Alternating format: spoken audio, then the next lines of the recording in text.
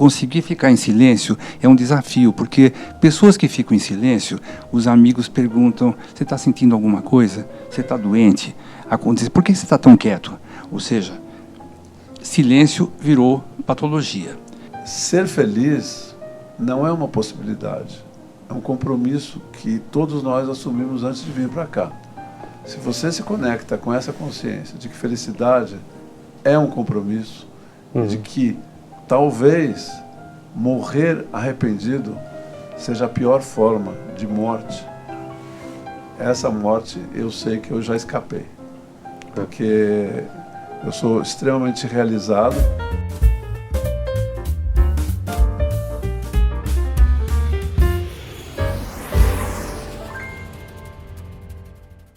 Olá, eu sou Felipe Albuquerque e bem-vindos ao Runway Podcast. Nossas trajetórias nos conectam, me conte a sua.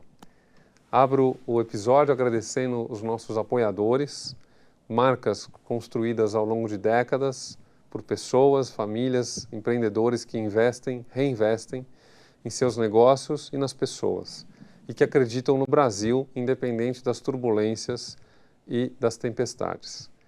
Chocolate Jur, Bean to Art, o melhor cacau, o melhor chocolate do Brasil. Zapala, uma história que veste em sua alma valores tradicionais para o mundo moderno. E Mistral, a importadora dos melhores vinhos. Uma realização com apoio da RCE Digital, é uma vertical do grupo Rodobens, há mais de 70 anos gerando soluções. E da agência Comp Digital. E também o nosso apoio ao Instituto Brasil Solidário, há mais de 25 anos, levando a educação do Oiapoque ao Chuí. Quem quiser conhecer mais sobre o IBS vai subir um QR Code. Bom, hoje eu estou aqui, primeiro é uma honra, um privilégio receber para uma conversa pessoas que têm um histórico, um repertório. Eu vou ficar bem calado hoje ao longo da conversa. Beto Pandiani e Dr. Arthur Kaufmann. Vamos falar sobre os oceanos de fora e os oceanos de dentro. Beto Pandiani é palestrante, velejou da Antártica à Groenlândia, cruzou os oceanos Pacífico, Atlântico e Ártico em barcos sem cabine ou motor.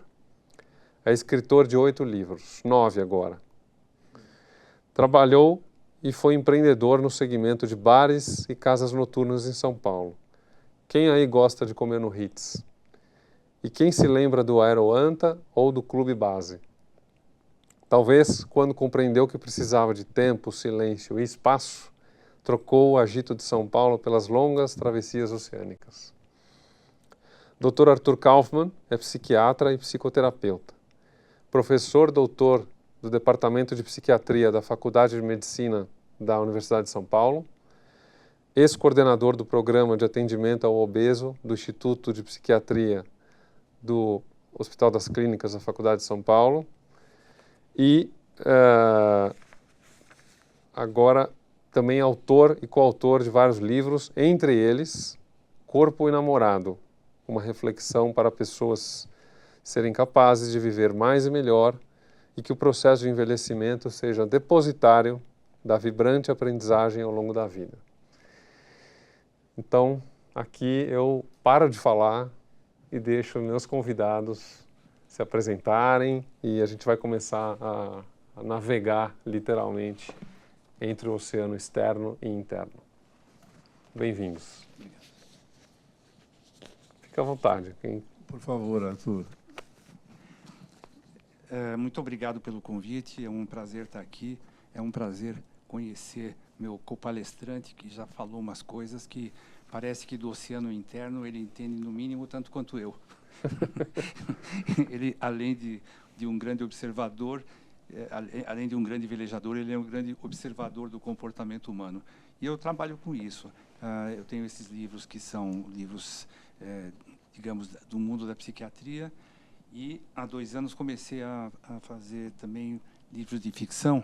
Tenho 2 livros publicados, que são livros de contos e crônicas. Um deles chama Mundos de 10 Minutos e o outro chama Episódios Improváveis de Amores e Horrores. E são, obviamente, histórias inventadas, mas baseadas nas minhas observações, porque você sabe que todo psiquiatra tem que ser curioso. Então, diversão de psiquiatra, por exemplo, é ir no restaurante e ver as mesas vizinhas, o que acontece. Tem uma piada que diz que diversão de psiquiatra é ir num show de striptease para ver a plateia. Isso é mais ou menos verdade, é o que eu faço. Não no show de striptease, mas no resto, eu gosto de ficar observando os comportamentos fora do consultório, que é muito mais interessante. Qualquer semelhança é mera coincidência. É isso? É isso, exatamente. Beto? Maravilha. Estou vendo que se juntar os livros do Arthur e o meu, já dá uma estante de uma prateleira, né? Para celebrar o dia do livro, que foi ontem. Olha só, eu não 23 de sabia. abril. Verdade. Pois é, a minha trajetória é oposta à do Dr. Arthur. Por isso acho que esse encontro aqui é tão interessante, porque eu também sou muito observador, acho que é a minha melhor qualidade, né? E, obviamente, quando você é muito observador, você tem que ser também observador de si, porque quando você só observa fora, você é um julgador, né? E se observar é algo que é natural para quem está no mar, porque você tem muito tempo em silêncio, né? Eu velejo com mais um colega, né? Atualmente é o Igor, então são meses os dois, né? Então nessas imersões, eu diria assim, existe muito espaço para o silêncio, né? Até que você começou a minha apresentação com uma frase que você deve ter buscado em algum lugar, né? Tempo, espaço e silêncio, né? Não foi à toa. Eu escutei uma das suas entrevistas. Sim. Que eu defendo que todo ser humano deveria ter tempo, espaço e silêncio em algum momento da sua vida, né? E o fato de você se observar é um treino, né? É um treino de atenção que você faz. No meu caso, como eu velejo já há mais de 40 anos, e a peculiaridade dos meus projetos, né, depois que eu parti das competições para as expedições, é que eu levei o barco das competições, que é um barco pequeno, feito para velejar, vamos dizer, aqui na represa de Guarapiranga, Ilhabela, lugares protegidos. Eu, vamos dizer, ousei fazer Miami-Ilhabela, que foi a primeira viagem em 94, que durou 289 dias, né? Então, essa viagem foi uma revolução, porque eu fiquei muito tempo comigo, né? Principalmente na segunda parte da viagem, que foi uma incursão que nós fizemos pela floresta amazônica, e durou 75 dias.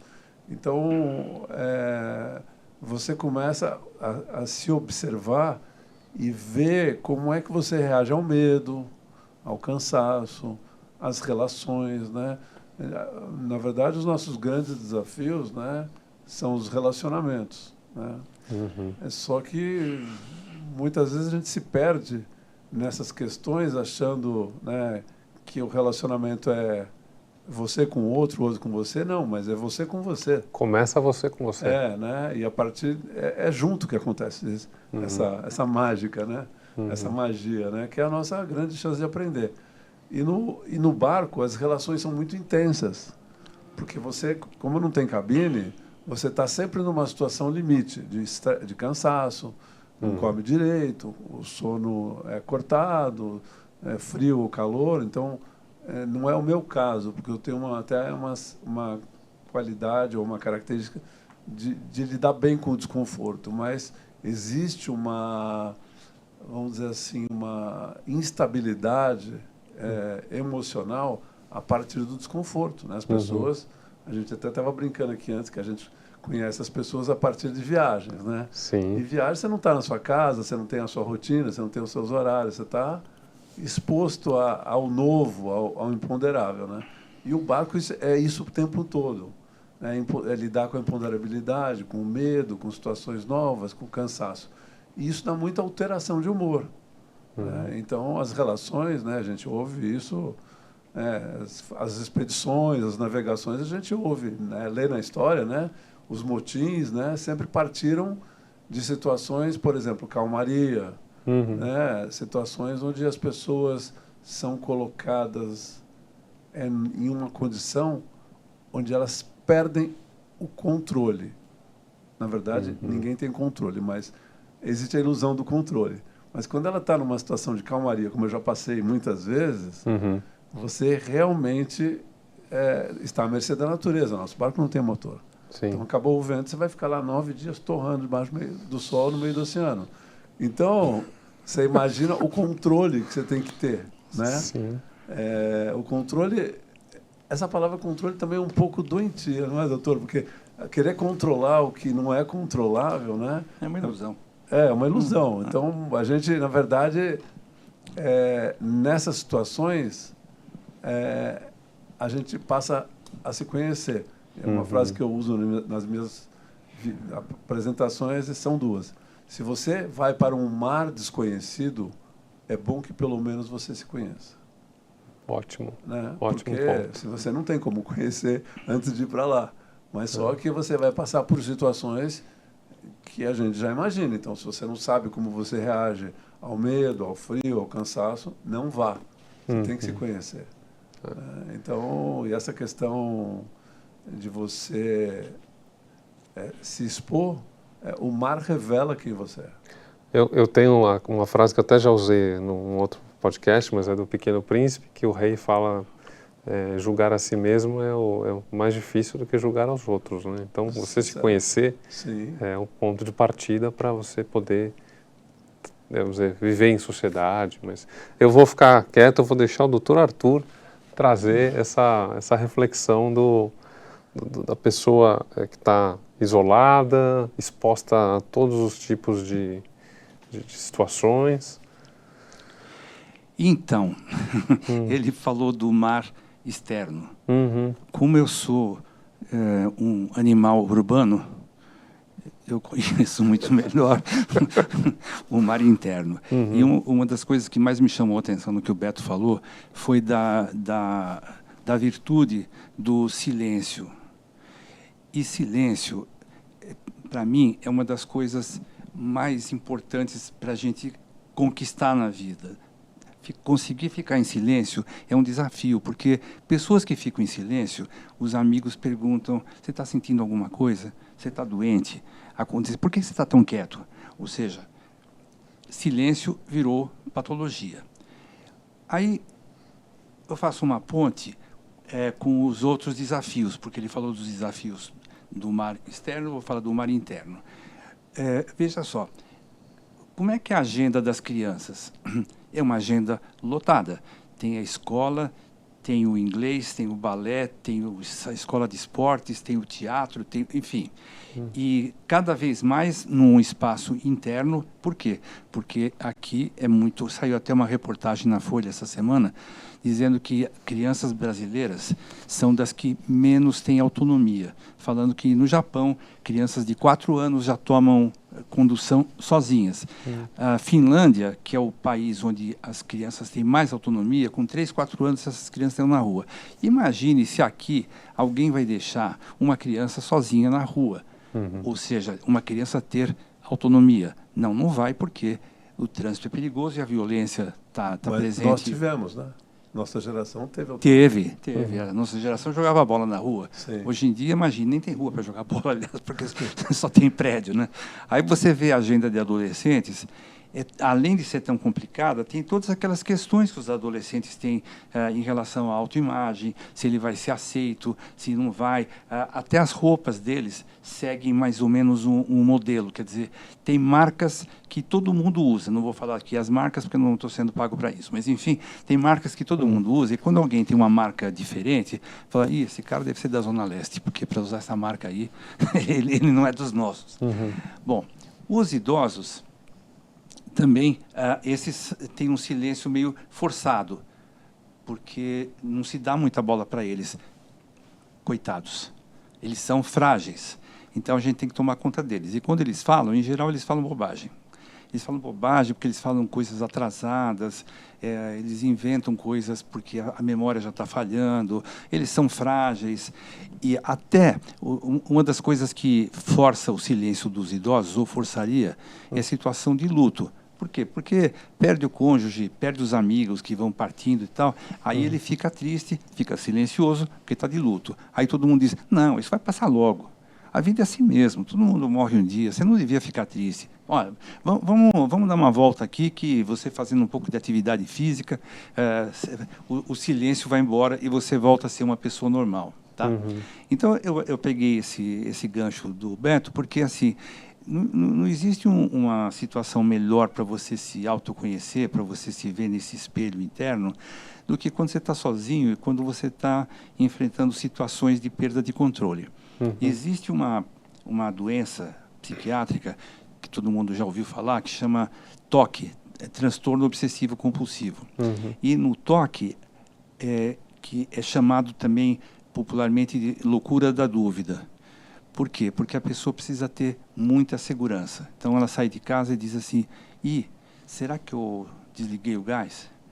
Será que eu fechei o chuveiro? Será que eu eu tirei a torradeira da tomada? E assim por diante. Então aí ele pega e volta e vai conferir, e sai.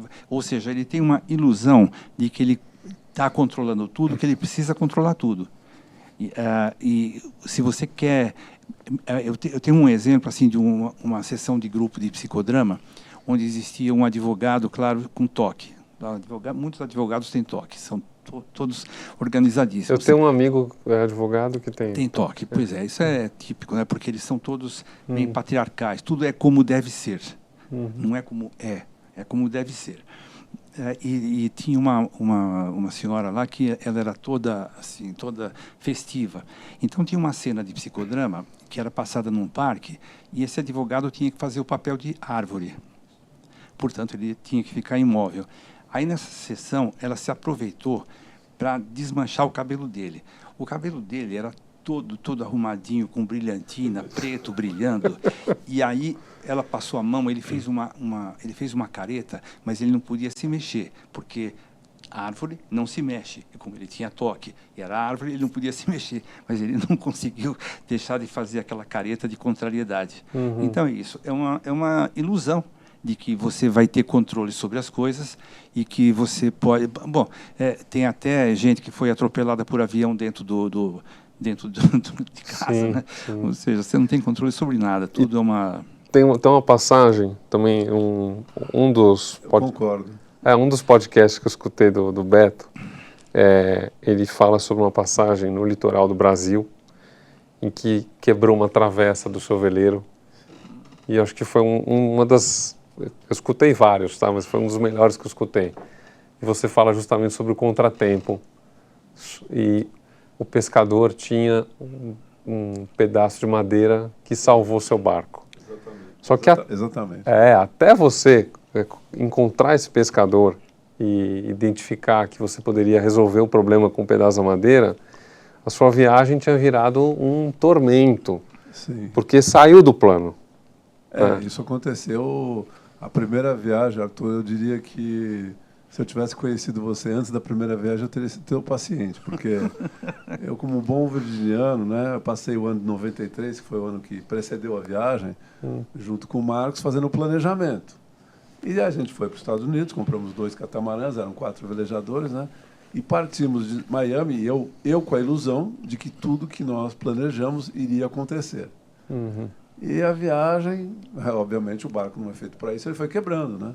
Muito pesado, muita tralha que a gente foi levando, porque a gente não sabia nem o que levar e o que deixar, né? E aí, no primeiro mês, eu estava completamente contrariado. E eu identifiquei que aquela viagem se tornaria um inferno se eu mantivesse aquela postura rígida de não aceitar o que estava acontecendo. Bom, uma hora eu falei, gente, Beto, você decidiu fazer uma viagem de Miami para Ilhabela, nunca ninguém usou esse barco, nunca ninguém fez isso.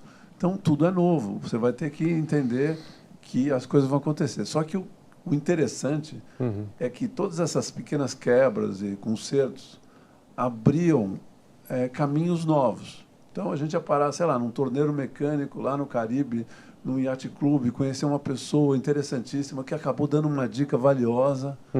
E aí eu fui conectando isso a um mecanismo que é a própria vida, né? Que é assim, talvez a sincronicidade que a gente fala do Jung, né? De que as coisas aconteciam por alguma razão, até mágica eu posso dizer, que sempre que tinha uma quebra, nós conhecíamos uma pessoa diferente. Se não tivesse a quebra, a gente jamais conheceria aquela pessoa, não íamos conhecer lugares novos, não íamos jantar na casa do pescador, na casa do dono o presidente do Yacht Club, coisas assim. E aí eu percebi, eu falei, não, a verdadeira viagem é essa, não é aquela que eu imaginei. E aí a viagem ficou leve, né? Então, quando quebrava o barco, eu já falava assim, quem que eu vou conhecer hoje? Aonde que eu vou parar? E essa passagem que você está contando já foi na costa do Brasil, na Praia Nova, que era um lugar assim na costa do Ceará, que era uma vila assim com as casas pau a pique, não tinha nada. Quebrou a travessa de alumínio, um perfil. A gente precisava ou trazer um perfil novo dos Estados Unidos ou encontrar alguma maneira de... Um ajuste técnico. Emendar, uma gambiarra. E aí chegou lá o seu José, se eu não me engano, e o pescador não era seu José, não, era seu Antônio. E ele tinha um pedaço de madeira que funcionou como um plug interno. Sim. E a gente colocou aquilo ali e seguiu viagem, e o barco ficou anos com essa gambiarra funcionando muito bem. Mas a experiência, né, de você conhecer aquele pescador, ouvir a história dele, dormir na casa dele, né, que tivemos que dormir lá, ela foi impagável. E se a quebra não tivesse acontecido, nunca teria conhecido aquele cidadão, nunca teríamos tido aquela troca. Então, quando você abre mão, né, do controle, lógico, quando a gente fala a gente não tem controle nenhum, eu não estou dizendo que que não nos preparamos, claro, né, a gente tem que estar preparado, se o barco virar, se você não ter primeiro socorro, você tem que ter, mas você não sabe quando isso vai acontecer. Sim. E como vai Nem acontecer. como. Né? Então, é um equilíbrio que você tem que encontrar, né? E separar o que está dentro das suas possibilidades e o que é a vida que está te oferecendo a oportunidade. Né? Você tem duas opções. Né? Diante de uma quebra, você pode fazer esse questionamento, né? Que eu fiz depois de um tempo, ficar curioso, né? Onde eu vou parar. E também ter o comportamento que eu tive no começo, ficar contrariado, mal-humorado. Né? Uma hora eu falei, não, eu não vou estragar minha viagem. Né? O doutor Arthur, ele tem... Eu quero fazer umas observações. As observações, eu tenho certeza. Sim, então não vou nem colocar a pergunta, então, siga. Bom, vou fazer, eu tenho duas observações. A primeira é que a pessoa que ele descreveu, que é ele próprio, precisa ter muita resiliência. Para quem não conhece muito o termo, se eu dou um soco na parede e minha mão machuca, é porque a parede tem resistência. E se eu dou um soco numa borracha, a borracha sente, afunda, mas ela volta. Ela volta sem sofrer danos. Isso é resiliência. É um termo da física que, aplicado a nós humanos, é assim. Ele consegue... só com o raciocínio, não estragar a viagem dele. Mas se ele não tivesse essa resiliência, ele ia dizer, eu preciso ter uma viagem legal mesmo, mas eu sou tão azarado, gente, vocês não imaginam, tudo vai acontecer de ruim comigo. Ou seja, aí não adianta nada esse discurso, se você não tiver essa resiliência, que é a capacidade de sofrer golpes e se recompor sem desmoronar, sem se desmontar. Então, essa é a primeira coisa. Agora, a segunda coisa que é interessante é sobre esse aspecto de encontrar pessoas e essas pessoas fazerem, de alguma forma, mudar o destino. Tem o primeiro exemplo, eu vou recomendar um filme fantástico que concorreu ao Oscar recentemente, chamado Foi Apenas um Acidente. É um filme iraniano, onde tem uma família, que é o pai, a mãe e uma criança, o carro quebra, eles param num posto para serem atendidos e para consertarem o carro. Só que o funcionário que trabalha no posto diz, tenho certeza que esse cara foi um torturador comigo. E aí, o filme inteiro vai tratar disso, de se o cara é ou não era o tal do torturador, e eu não vou dizer aqui se era ou não era, para não dar spoiler, mas que no filme passa toda a história do Irã a partir do domínio dos ayatollahs. O filme é brilhante, quem não assistiu tem no streaming, tá? Vale a pena. Agora, a outra questão do encontro é mitológica e é conhecido como o leito de Procusto. O Procusto era um bandido grego, vivia numa cabana na floresta. E, como ele estava a cabana era meio perdida, as pessoas passavam por lá e pediam para ele hospedagem. Ele servia um ótimo jantar, servia um ótimo vinho, e depois, na hora de dormir, ele indicava o leito, indicava a cama. Se a pessoa era muito alta, tipo o Beto, ele dava uma cama bem pequenininha. E se a pessoa era pequena, ele dava uma cama enorme. Para quê? Porque se a pessoa era muito grande e estava num leito pequeno, ele cerrava parte das pessoas até ela caber na cama. E se a pessoa era pequena, ele esticava os membros até ficarem do tamanho da cama. Felizmente, ele foi morto por Teseu, exatamente com essa tortura que ele fazia. Mas tem um significado simbólico, como todo mito. O leito de Procusto, hoje em dia, ele é uma realidade naquilo que assim, todo mundo tem que ter um comportamento padrão. Não dá para ser muito grande, não dá para ser muito pequeno sem ser torturado. Como eu citei antes, daquela coisa dos adolescentes com aquelas roupas. Então, quem usa aquelas roupas que não são da marca XYZ, que vocês conhecem, vai sofrer bullying. Vão dizer, esse cara é tabaréu, né? Esse cara é... tá? Ou seja, existe uma necessidade de uniformidade que pega as crianças, que pega os adolescentes e pega os adultos. Das crianças até tem estudos mostrando que crianças gordas são maltratadas pelos colegas, que acham que elas são mais burras, têm menos força de vontade, porque senão elas teriam emagrecido, então elas sofrem bullying. Com os adolescentes também. Quer dizer, o leito de Procusto está muito vivo. Quem não se adaptar ao tamanho da cama vai ser esticado ou cortado até devidamente caber. Nossa, realmente a gente vê isso em vários aspectos da nossa sociedade, né? E quando a gente fala de contratempo, né, também a gente tem essa questão da pessoa assumir que as coisas, que nem tudo está no seu controle, a gente acaba estando aberto, quando a gente está aberto a ser surpreendido, aí entra um pouco uma questão de fé, né? Vamos dizer, eu sou católico, eu acho que esse é um dos princípios aí do catolicismo, a gente está aberto a ser surpreendido e deixar que as pessoas que estão à nossa volta realmente tragam essas surpresas. Podem ser surpresas boas ou não, e faz parte. Né? E a gente saber superar isso.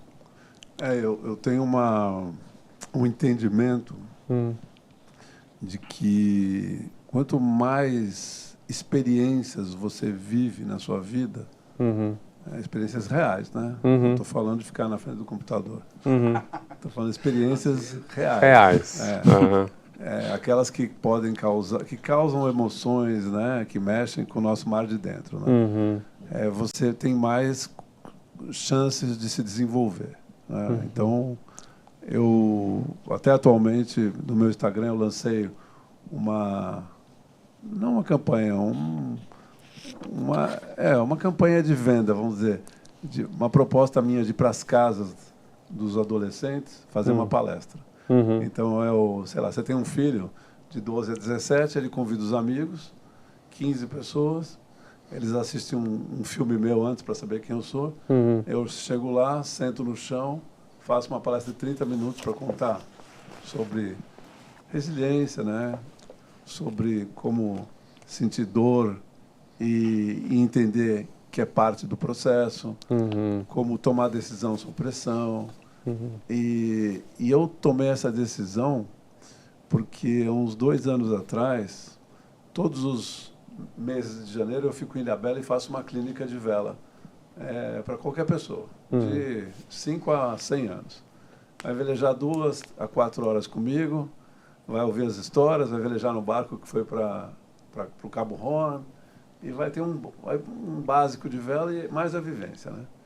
E aí apareceu um rapaz chamado Lucas, muito simpático, isso faz 2 anos, 2 ou 3. E ele falou, ele marcou a aula 1 mês antes. E apareceu em Ilhabela lá. E ele estava um pouquinho acima do peso, um cara muito simpático, de uns 26 anos e tal. Aí saímos para velejar. Dei uma aula teórica de meia hora na praia e saímos. Assim que a gente saiu da ilha em direção ao Ubatuba, estava mais aberto ali, ele começou a chorar. Eu falei, tá tudo bem, Lucas? Ele falou, não, tá tudo maravilhoso. Eu não sabia que a natureza emociona. Eu falei, como é que é? Para mim isso é uma coisa meio difícil de ouvir isso, mas ele falou, eu vou te contar, Beto, eu marquei essa aula faz 1 mês, entrei no YouTube, vi tudo que tinha para ver da ilha. Falei, para que eu vou para a ilha? Já vi tudo. Só que eu cheguei aqui, curioso para te conhecer, eu acabei vindo para te conhecer, mas agora eu estou aqui e vi que estar aqui a gente sente. E na tela eu não senti, eu não sabia que eu não sentia. Olha, e ele falou, essa é a minha geração. Trocou a experiência pela tela. Isso me lembra também, você pode acrescentar, aquelas pessoas que estão passando por uma situação tão incrível, mas em vez de estar ali mergulhado, não, estão com o celular filmando. Ou seja, não viram nada, vão ver em casa, se virem. Mas perdeu... Totalmente, perdeu a emoção do momento. Perdeu a emoção do momento. É igual o texto, né? Se você tem uma coisa e você não escreve na mesma hora, você perde. Perde. Né? E o presente, isso quer dizer o seguinte, né? Que o momento presente é a coisa mais preciosa que a gente tem na vida, desde que a gente tenha atenção consciente de observar o que está acontecendo. Né? O nome já fala, né? Já é explicativo, presente. É um presente, né? O presente. O que está acontecendo com você, o que você está sentindo. Porque eu tenho um diário de bordo meu que chama A Gotinha Azul, que nós estamos no meio do Pacífico, o Igor e eu, e era uma noite muito especial, Arthur, porque normalmente o barco balança no meio do Oceano Pacífico, não é um lugar liso, né? É como se fosse uma estrada desburacada, né? Mas naquela noite... Não é pacífico. Mitos e verdades. Assim, o Oceano Pacífico ele é mais agitado que o Oceano Atlântico? Não, todos são iguais. Ou são parecidos? Depende da latitude. Mais ao sul ele é mais agitado, mais para o Equador ele não é tanto assim. E aí era uma noite de mar liso, né? Muito liso. O barco estava deslizando com muito pouco vento. Não tinha lua, ou seja, estrela, assim, muita estrela. E era meu turno do leme, a cada 2 horas um fica no leme. Né?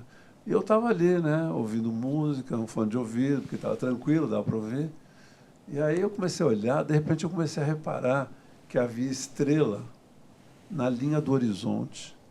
E eu olhei 360 graus, eu nunca havia visto 360 graus de vista de estrela no horizonte, porque aqui a gente não vê estrela. É difícil ver estrela, só no meio do mar. E precisa ter uma condição muito boa.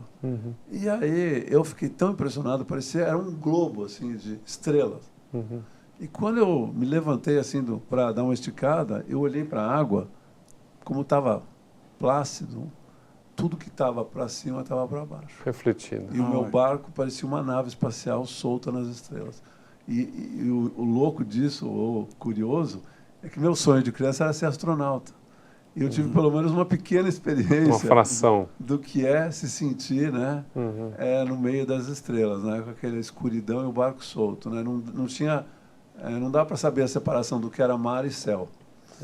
E aí eu peguei meu diário para começar a escrever, porque eu fiquei muito emocionado, né, e estranho que não veio nenhum sentimento de pequenez. Ao contrário, veio um sentimento de grandeza. E estranho, porque até, sei lá, umas horas antes, o Pacífico, para nós, era a maior unidade, né? Os 17 mil quilômetros é muita coisa para um barco como o nosso, né? Mas, de repente, eu falei assim, gente, a gente mora numa gotinha azul, que está solta numa dimensão nem compreensível é. né? É tão grande que é o universo, né? E aí eu escrevi assim, mas o que me faz, né? Estava divagando, né? O que me faz ser... Não me torna pequeno diante dessa grandiosidade. E aí eu escrevi assim, veio natural, ser único. Porque só eu sou capaz de sentir as coisas do jeito que eu sinto. A sua consciência. Sim, porque cada um tem uma, né? E aí no final eu terminei o meu diário lá, esse diário está em algum lugar lá no meu Instagram. Você tem um capítulo também que está falando sobre a gotinha, se eu não me Deve engano. ter no Mar e na Terra. Aham. E aí eu falo assim que, pô, nós, na verdade, nós somos um pedaço de um quebra-cabeça, né? Cada um aqui é um pedaço, né? Essa é a grande diversidade. A diversidade não é preto, gordo, branco, alto, comprido, não é nada disso. A diversidade é a nossa consciência, né? E aí até eu fiz uma divagação sobre a guerra, né? Porque a gente vive, desde que a gente existe e vive num mundo de guerra, né? E aí eu trago no final do texto, assim, uma reflexão dizendo, cada um de nós é um pedacinho da paz, porque é uma construção, né? que nasce a partir da experiência de cada um de se encontrar, né? Pode ser no meio do mar, pode ser no consultório, em qualquer lugar, né? Eu tive uma experiência que lembra a sua, mas não no seu papel, no papel do Lucas. Ah, do Lucas? Eu tenho uma atração, não sei de onde que veio, deve ser de nascença, por rios. E na Amazônia, aquilo ali era orgástico, ver o Rio Negro passar. Através. E aí, quando a gente chega no Encontro das Águas, da primeira vez que eu estive lá, o Encontro das Águas era os Solimões, o Negro e uma tempestade, uma água que vinha do céu. Comum. Aí eu ficava, de onde vem tanta água junta? E você não vê nada além de água para cima, para a direita, para a esquerda. A situação era muito, muito emocionante mesmo. É lindo. E deu para sentir muitas dessas coisas que você falou, né? De ser único, de ninguém vai sentir o que eu estou sentindo. Não, é uma não coisa tem como. muito... não tem como. E é difícil contar, inclusive, porque mesmo contando... É aí que você se conecta com a sua identidade. Sim. Porque a gente confunde que a identidade da gente é quem a gente olha no espelho, né? A identidade é quem sente. Inclusive, acho que um dos campos me corrija, por favor, se eu estiver falando alguma besteira, mas no cérebro, assim como o oceano tem uma parte que é conhecida, uma parte que está em estudo e uma outra parte que é um total desconhecido, no cérebro não é muito diferente. Tem uma parte que é a consciência, que conecta todos os nossos sentimentos e que acho que é a parte mais desconhecida. A mais desconhecida é o inconsciente. O inconsciente é um mar. Inclusive, muita gente, quando tem sonhos com o mar, está trazendo o inconsciente dela. É mesmo? Porque é o não controle, é o desconhecido, é o escuro. A água simboliza as emoções, né? As emoções, exatamente. E aí acabamos chegando na nossa conversa aqui num ponto que eu tenho anotado, que é o Drake dos oceanos. Passagem de Drake. A passagem de Drake, ou Estreito de Drake. Aqui, aí, ó.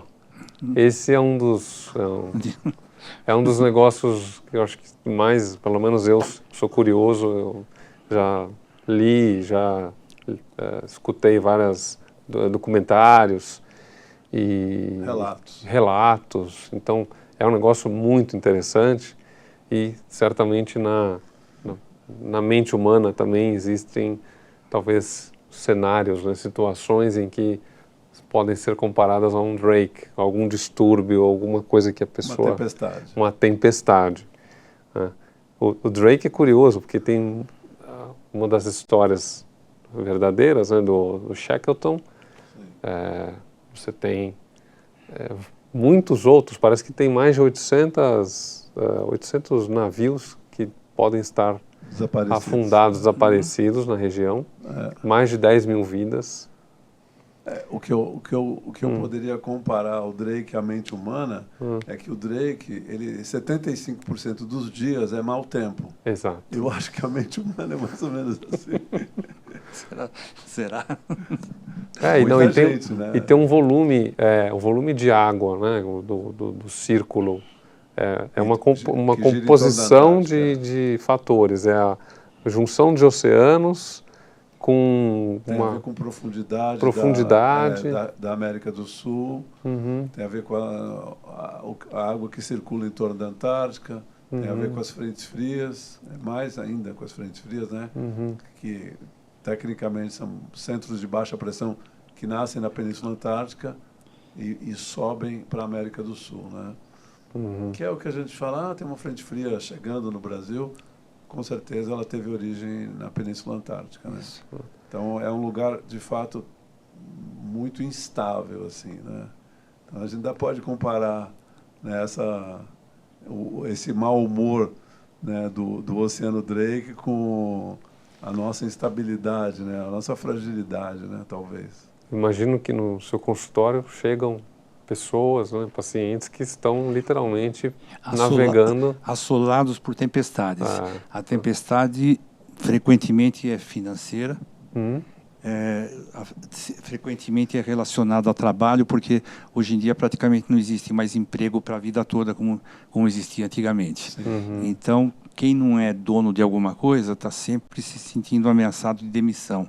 E essa demissão, hoje em dia, acontece frequentemente entre 40, 50 e 60 anos. Quer dizer, idades em que a pessoa ainda está muito produtiva, às vezes está meio endividada, e o que eu faço da vida agora? E como é que fica meu prestígio frente à minha família, frente aos meus amigos, agora que eu estou desempregado, não sei como vou pagar as dívidas, e tem enfim, as crianças estão acostumadas com... né? E quando é com as mulheres, então, acho que é mais ainda, porque mulheres separadas ainda frequentemente têm que lutar para conseguir pensão, o que geralmente não conseguem, ou conseguem uma pensão muito aquém do que é necessário, maridos que abandonam os filhos, e elas têm que, às vezes, têm jornadas triplas, têm que cuidar do trabalho, tem que cuidar da casa, tem que choferar os filhos para o inglês, para a natação, para não sei o quê, e reconhecimento por isso nada. E mulher, você sabe, ainda ganha menos, né? Para fazer o mesmo trabalho que um homem ganha menos. Então é muito complicado. Fora isso, ela tem que cuidar da estética, porque senão vão chamar ela de trubufu. Então ela tem que se cuidar para estar em forma, em shape, tem que fazer ginástica, tem que ir na academia, tem que fazer dieta. Então tem que ir nos institutos que vendem beleza, cirurgião plástico, dentista, dermatologista, para conseguir aquele corpo que os influencers já estão vendendo para ela. Enfim, é muita tempestade junta, que agora está assolando os homens também. Antes era mais as mulheres, mas agora é todo mundo. Quer dizer que questões financeiras, questões relacionadas ao trabalho, mais do que, por exemplo, o relacionamento conjugal? Reflete, porque ainda existe o mito, por exemplo, de que o homem tem que ganhar mais do que a mulher porque ele é, aspas, o chefe de família. Quando o homem ganha pouco ou ganha menos do que a mulher, isso já traz transtornos. Agora, frequentemente, o fato de ele estar ganhando menos já vai dar problemas conjugais. Por que você não está ganhando tão bem quanto você ganhava e a minha família acha que você não é capaz? A minha família, quer dizer, a família da mulher, acha que ele não é capaz. E aí começa todo um ciclo e eles começam a discutir. Aí o que acontece? A refeição noturna, por exemplo, que é uma refeição onde, teoricamente, a família devia estar reunida, a refeição noturna torna-se assembleia de condomínio. Que é assim, por que o namoro da minha filha não deu certo? Por que não pagou a prestação? O que vai fazer amanhã? Enfim, nessa refeição, ou a televisão está ligada e está todo mundo vendo novela, portanto não está prestando atenção no que come, ou estão discutindo, e quando estão discutindo, em geral, é o pai e a mãe discutindo e os filhos no celular ou no tablet. É um horror. Aliás, mudando um pouquinho, eu presenciei, que eu falei que psiquiatra no restaurante é para ver a mesa dos outros, né? Estou lá num restaurante em Moema, no Paraíso, aliás, tinha um festival de inverno de sopas. E eu fui com a minha mulher, estamos sentados e tal, e na mesa da nossa frente tem um casal na faixa de uns 30 e poucos anos e duas crianças, um menino e uma menina. A menina está lá brincando com o celular dela, vendo não sei o quê, enquanto o casal está em silêncio, um olhando para a cara do outro. E o menino está alucinado num joguinho no tablet, quase suado, etc., porque ele está naquele joguinho. Ok, as sopas da mesa deles chegam, e eu lá prestando atenção. O que você pensa que os pais fazem? Vocês não vão adivinhar. Para não atrapalhar o jogo, o pai dá a sopa com uma colher na boca do menino para que ele possa continuar jogando. Isso aqui é gente de um restaurante caro, hein? Para não dizer, essa coisa de Zona Leste. Né? Não é só permissividade, é pior, é cumplicidade. Eu acho que não é tão diferente do pai que usa drogas junto com o filho. Sim. Porque, no fundo aquilo é uma droga. Se você pensar um momento onde isso está acontecendo, isso é super comum. Arthur, o que eu concordo com você, esse quadro eu reparo em vários lugares, até nas casas, né, de amigos, não sei o quê. O que é muito chato ver isso na casa de amigos, não poder falar nada, né? Você fica chateado, né? Você sabe que aquilo lá não vai dar certo, né? E quando eu olho isso, eu falo assim, nossa, que bom que meus pais foram rígidos no sentido de dar disciplina. Sim. Porque a disciplina realmente é algo libertador, né? Se eu não tivesse disciplina, eu não poderia ter sido velejador.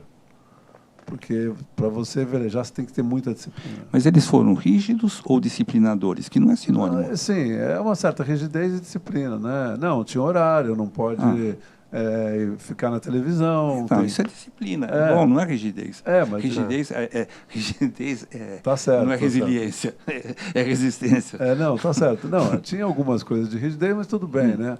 Meu pai era italiano, ele era uma família nobre, então nunca que eu podia pegar uma batatinha com a mão, se chegasse. Ele já era velejador? Ele velejou na Itália, mas eu não cheguei a velejar com meu pai. Mas eu digo assim, tinha que ir na mesa ficar sentado retinho, nunca, como eu falei, pegar uma coisa com a mão, não sei Modos. Modos. Isso, a minha mãe não, ela falava, pode pegar, mas meu pai não gostava, então eu não pegava, obviamente, né? Mas eu digo, isso aí não foi, isso zero trauma, não tem essa conversa, isso aí que gerou um trauma. Mas certíssimo. Apoio total, seu pai. Da minha parte. Acho que ele é o psicólogo voltado para o mundo infantil e o Léo Freiman. Sim. Ele fala muito isso. Ele fala, agradeça se você teve pais chatos, né? Pais que exatamente. Cobravam. Porque pai não é amigo, é pai. É pai, exatamente. E eu vejo hoje os meus amigos, minhas amigas que têm filhos estragando, porque... Puxa, mas coitado, ele já sofreu bullying, coitado. É sempre coitado. Eu falo, coitado é que sofreu o coito. Teu filho foi coitado, por acaso. E tadinho. Tadinho. Então, é assim, é um medo de perder, na verdade. Eu não sei, eu não sou da área, né?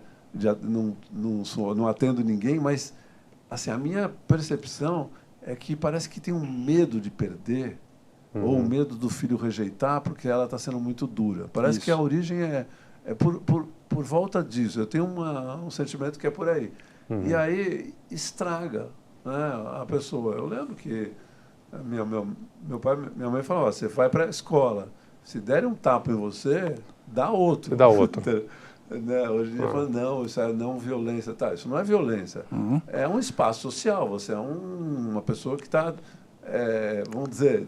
A defesa, né? Sim, se uma pessoa vem bater em você... conhecendo o mundo. É igual quando você é criança, põe uma areia na boca, está criando anticorpos, né? Você vai pegar uma doença, vai criar o teu anticorpo. Se você não educar o teu corpo para se defender, você vai ter que viver numa bolha. Né? E socialmente igual. Você tem que aprender a se posicionar, né? A criar respeito a partir do teu posicionamento. Como isso acontece? Experiência. Né? A gente precisa ter experiência, precisa chorar, precisa sofrer, precisa frustrar. Agora, quando você quer evitar que o seu filho se, entre aspas, vamos dizer, se contamine com todas as questões humanas, ele vai virar o quê? Agora, Beto, voltando aqui ao Drake, assim, qual foi a sua situação? Eu sei que os dias, você comentou na sua navegação do Drake, você teve uma programação favorável, pegou um tempo favorável e conseguiu cruzar ali a parte mais crítica do Drake, tranquilo. Mas logo na sequência você teve um momento ali de tempestade. Você conta isso no... Sim, o planejamento da viagem é assim. Se você pensa que um barco sem cabine pode chegar na Antártica, a primeira resposta é não. A chance de êxito é 5%. Bom, então como fazer para que esses 95% não se torne uma tragédia, né? Ok. Então a primeira parte é fazer um projeto onde não tem a chance de morrer. Se não der errado, você tem lá um barco de apoio próximo. Então nós tínhamos um veleiro grande que estava 10, 15 milhas atrás da gente. Mas foi um projeto de 18 meses, junto com o Oleg, que era o comandante do barco de apoio, que era um francês muito bom, que já havia cruzado o Drake 40 vezes, né? E num veleiro polar de 45 toneladas. Mas, sob a orientação do Oleg, eu fui para a França, conheci um meteorologista, na época muito famoso, chamado Pierre Lasnier. E lá na França, ele me disse, olha, o Drake, no mês de fevereiro, que é o verão, né, no nosso hemisfério, podemos encontrar 4 a 3 dias bons. E eu perguntei, isso todos os anos acontece? Ele falou, não, tem alguns anos que não tem janela, outros anos tem. Então a gente corria o risco de montar o projeto, ficar lá esperando o mês de fevereiro e falar, esse ano não teve, volta ano que vem. Mas, para nossa felicidade, aconteceu que no 5º dia, né, a gente saímos de Ushuaia, velejamos até o Cabo Horn, a gente estava numa ilha atrás do Cabo Horn, numa prainha lá, esperando, e quando a gente recebeu o e-mail da França, e também tinha um outro centro meteorológico nos Estados Unidos, a gente saiu. Então, nós saímos para fazer 500 milhas, que são 800 quilômetros aproximadamente, como se fosse um relógio, um cronômetro ao contrário. Porque a gente passou o mau tempo, iam ter 4 dias, viria outro mau tempo. Antes desse mau tempo chegar, a gente tinha que estar no ponto de chegada da primeira escala, que era uma ilha chamada Ilha Decepção. É uma contagem regressiva, que vocês estavam trabalhando uma contagem regressiva. Exatamente. Então, essa viagem, ela teve um caráter diferente, porque ela foi quase que uma regata. Nós tínhamos que vencer quem? Nós mesmos. Quanto melhor a performance, mais rápido o barco anda. Então, o interessante dessa viagem são 2 coisas. Primeiro, que era o grau de foco e atenção o tempo todo. Essa era uma coisa que contava bastante. Nessa viagem eu tinha um companheiro sul-africano, Duncan. Então nós dois éramos 2 velejadores que vieram do mundo da competição. O que era positivo? Nós sabíamos fazer o barco andar rápido. Nós não somos cruzeiristas que velejam como se fosse nós somos pilotos, vamos dizer assim, de corrida. Correto. Então o barco estava no máximo do rendimento. Vento forte, vento médio, vento fraco. Então, para o barco andar rápido, né, você tem que estar 100% focado, porque o vento é uma coisa invisível. Você tem que estar lendo os sinais do vento e fazendo as velas performar na máxima... Para você poder se antecipar aos movimentos. E fazer o barco andar, seja, cara, o tempo inteiro. Então era concentração máxima e eu fiquei 84 horas sem dormir junto com o Duncan, velejando nesse nível. O outro... E comendo maçã, né? Porque diz que maçã é o que o corpo aguenta ali na região. A gente comia também 6.000 calorias por dia. A gente ia comer bacon, uma opção de coisa, gordura de presunto cru, essas coisas. E a outra questão interessante na travessia é que no barco de apoio nós tínhamos um amigo nosso, médico, cirurgião, o Fábio Tosi, que nos orientou dizendo o seguinte, que provavelmente a gente podia, a ausência do descanso, do sono, você vai ter alucinação. 4 dias você já começa a alucinar. Então nós tínhamos um protocolo lá de cada, me lembro, 6 horas, a gente pegava o telefone via satélite, ligava para ele, ele entrevistava a gente para saber se a gente estava respondendo, né? Porque imagina, você tem que tomar decisão, você não pode estar sem, assim, fora de si. Mentalmente você tem que estar muito presente, né? E isso foi interessante, porque a gente não perdeu o domínio, né? E assim, olhando depois que passou, não na hora, porque na hora a gente estava totalmente focado, né? Eu entendo que nós cruzamos a nossa mente. Foi interessante, porque imagina, existe o componente medo. Sem dúvida. Existe um medo que é saudável, né? Que é aquele medo que você fala, você mantém a sua vida, né? Você não comete um ato de responsabilidade. Depois tem um medo que é doentio, sei lá, você fala assim, Eu não saio de casa porque eu tenho medo de ser atropelado. Não, você não... Você atravessa a rua, você olha para o lado. Esse é um medo bom. Agora, eu não saio de casa porque vai ser atropelado, já é uma doença, né? Sim. E no mar, igual. Você está lá, você não pode, no meio da viagem, questionar estar lá. Você fez uma escolha. Você tem que ser responsável pela sua escolha. Você não pode chegar no meio e falar assim, pô, me arrependi. Porque aí você desmonta internamente. No final de semana, eu estava com 2 amigos, um médico, um oncologista, e um empresário piloto. E aí, numa conversa ali, o piloto falou assim, tu sabe que toda largada me dá um frio na barriga, eu me questiono o que eu estou fazendo aqui. E o médico falou a mesma coisa, falou assim, você sabe que toda vez que eu estou numa mesa de cirurgia, eu me questiono. Mas aí, depois a gente volta, por que eu comecei, né? Por que eu comecei aquilo? E depois da realização, fica tudo muito... Eu não me questiono. Eu vou para a academia todo dia, mas todo dia de musculação, eu me pergunto, o que eu estou fazendo aqui? Principalmente quando eu vejo gente do lado de fora da academia, tomando sorvete, comendo sanduíche. Sim. Aí eu pergunto para a personal, mas o que eu estou fazendo aqui? De poder estar lá fora. Eu voltei no tema do Drake, porque realmente os relatos, você pega, tem um barco chamado Wagger, HMS Wagger, que de George, na época George Anson, inglês, ia até o Chile, a maioria morreu, e diz que nesse caso teve um motim. Isso é um documentário do National Geographic, depois eu posso te mandar o link, compartilhar com todos aqui, quem quiserem assistir. E teve um caso de motim, né, porque estavam todos ali à deriva, num lugar com frio, chuva, temperaturas abaixo de 20 graus, né, menos 20, né, menos... E você tem o caso do Shackleton, que ficou preso quase 2 anos no gelo, carregaram um barco de apoio, ninguém, né? Um barco 27, de apoio por 500 quilômetros em cima das geleiras. Da banquisa. E a tripulação conseguiu seguir, né? Seguiram juntos, unidos, Sim. Não teve motim, teve um outro momento de estresse, pelo que diz no livro. Assim, como é tênue essa linha para você perder o controle emocional. Total. Numa situação de adversidade. Você pode virar um motim ou você pode virar um... Eu brinquei aqui, falei que o meu próximo livro vai ser O Mar de Dentro, né? Mas eu estou fazendo muitas anotações para começar a escrever de fato esse livro. E um dos capítulos vai ser como não colocar sua mente em risco. Então, por exemplo, criar expectativa. Você coloca a sua mente em risco. Não vou falar do mar, porque eu falei, mas vou falar aqui do lockdown. Quando teve o lockdown. As primeiras 2 semanas, qual que era o burburinho? Não, isso aqui em 3 semanas vai abrir, não sei o quê, não sei o quê. Quando eu comecei a ouvir essa história, eu fiz um texto. E eu escrevi como fazer uma travessia. E fiz um paralelo do mar com a situação do lockdown. Primeira frase.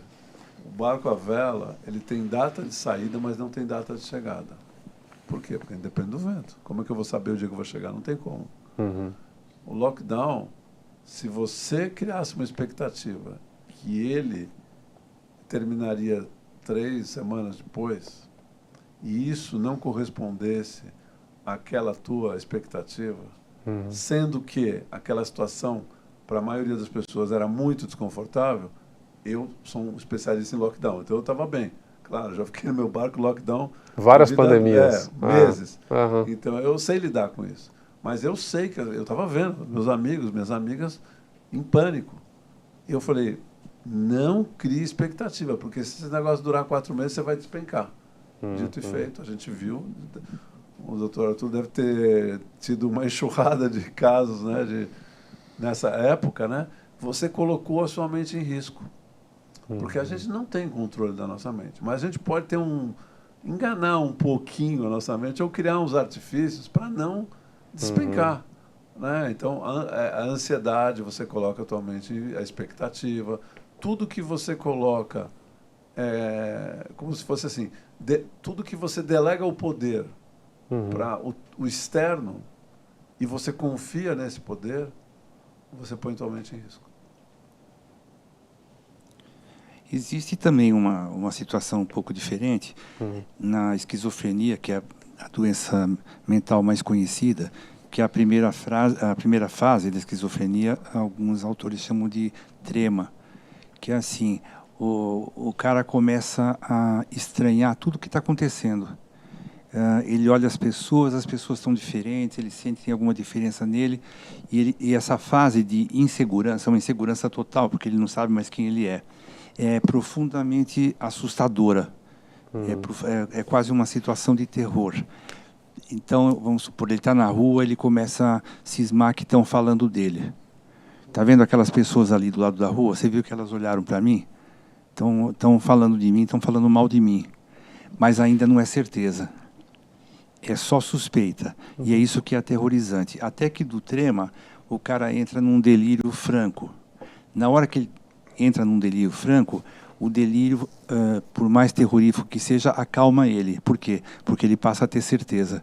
Aquelas pessoas realmente estão falando de mim. Ou seja, ele quer ter certeza que ele quer ter alguma certeza. Se ele suspeita, ele está mal.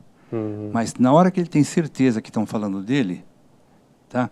Na hora que ele tem certeza que ele é um cara que está sendo vigiado por forças estranhas, pelos comunistas, que estão a fim de pegar ele. Então, tudo que ele fala está sendo monitorado por vídeo, tem gente que é capaz de ler os pensamentos dele, tem máquinas que são capazes de atravessar o corpo dele e saber o que está acontecendo. Aí você pensa, mas isso é uma situação muito maluca, né? Sim, é uma situação muito maluca, mas se você for ver também, se você for ver na história pregressa, frequentemente são pessoas que as pessoas o veem como um Zé Ninguém. Ou seja, é uma pessoa, enfim, praticamente não tem grande relevância na vida. No delírio, ele passa a ser um cara poderoso, porque aí as potências estrangeiras estão interessadas nele, acham que ele é um grande espião. Sim. Os movimentos dele são vigiados. Eu ia falar isso. Normalmente parece que são pessoas egóicas, né? Egóicas, só que com uma autoestima desse tamanho. Exatamente. E aí, quando antigamente o cara dizia que era Napoleão, né? No começo da psiquiatria. Mas eu já vi no começo da carreira muita gente dizendo que era Silvio Santos, porque o Silvio Santos chegou a ser o nosso Napoleão também, né? Então, é claro que era um cara que se achava insignificante, mas de repente ele era o Silvio Santos.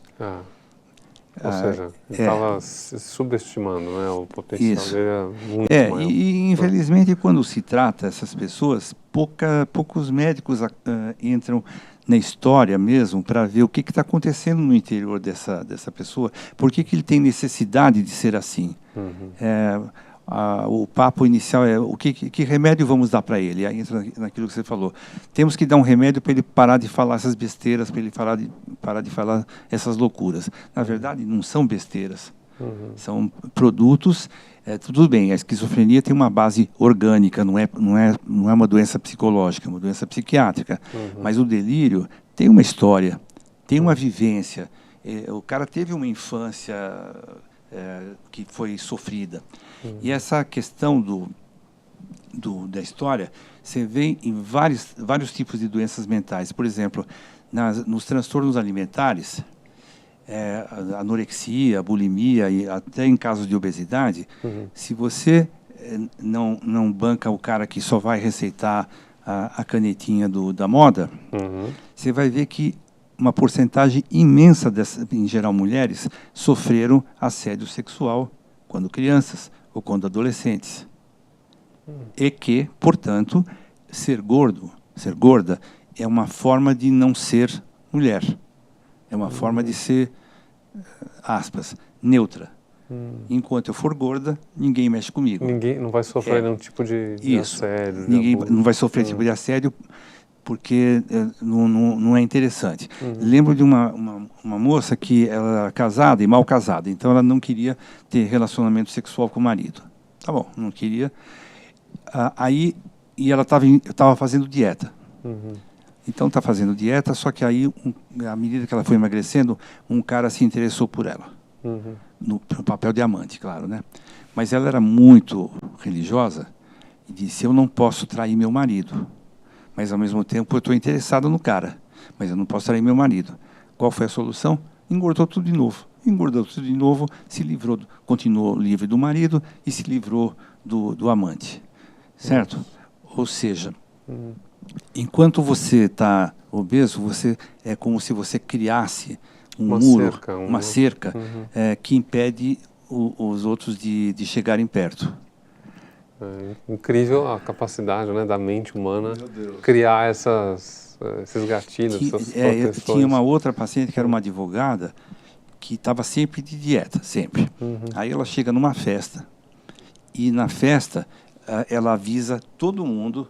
Ela tinha mais de 50 anos e era separada, ok? Então ela avisa todo mundo, estou de dieta. Todo mundo, tá bom, está de dieta. Chega na hora da sobremesa, ela pega tudo que tem na mesa de sobremesa. Então as pessoas começam a dar risada. Quanto mais as pessoas dão risada, mais ela pega doces. Por quê? Esse é o grande mistério que nenhum endocrinologista pergunta. Porque quanto mais eles davam risada, mais ela se sentia amada. Porque ela estava conseguindo divertir as pessoas. Portanto, quanto mais ela contradissesse o que ela mesma falou, todo dieta, mas estou pegando todos os docinhos que tem aqui, as pessoas davam risada, ela se sentia muito. Então, que médico de regime pergunta isso? Nenhum. Não sabe. Não, toma esse remédio, faz a dieta, vai para a academia e, olha, é questão de saúde, hein? Porque se falar que é questão de saúde, tudo bem, mas se falar que é só uma questão de beleza, não pode, que beleza, sabe como é que é? É meio futilidade, é pecado. Agora, saúde, todo mundo tem uma justificativa. Isso. E é incrível mesmo essa história do se sentir amado, né? Que você comecei a assistir uma série e que o menino anda o tempo todo com o fone de ouvido tapado, os pais conversam com ele não responde. E aí... Como chama? Chama Seus Amigos e Vizinhos. É divertido, tá no Apple TV. O cara perde o emprego e aí ele começa a recorrer a outros artifícios. É uma comédia dramática, né? E o filho está nesse momento de isolamento, só que o pai dá uma bateria para ele. E aí ele começa a tocar bateria e ele começa, primeiro, ele tira o fone de ouvido para poder escutar o que ele está tocando. E na sequência, ele começa a ser convidado para participar da banda da escola, enfim. E ele começa a mudar a postura, ele era um menino fechado, e ele começa a entender, a acordar para a vida, porque as meninas começam a olhar para ele. Então, assim, ele começou a se sentir amado, começou a ser visto. Isso. Como é importante, mas tem um lado perverso. Ele passou também, a existir para os outros e daí para si próprio. Exato. Beto, agora a gente vai navegar para o norte. Para o Ártico. Poxa, para o Ártico. O Beto também tem a expedição dele polar, é isso? Rota Polar. E eu assisti o documentário. Eles construíram dessa vez um barco cabinado. Uma cabine pequena, mas... 1,60 m por 2. Me conta um pouco... Não, 1,60 m não, é 80 por 2. É praticamente um lugar para se esconder do urso. Do urso polar. A gente achou que adiantaria, mas não adiantou.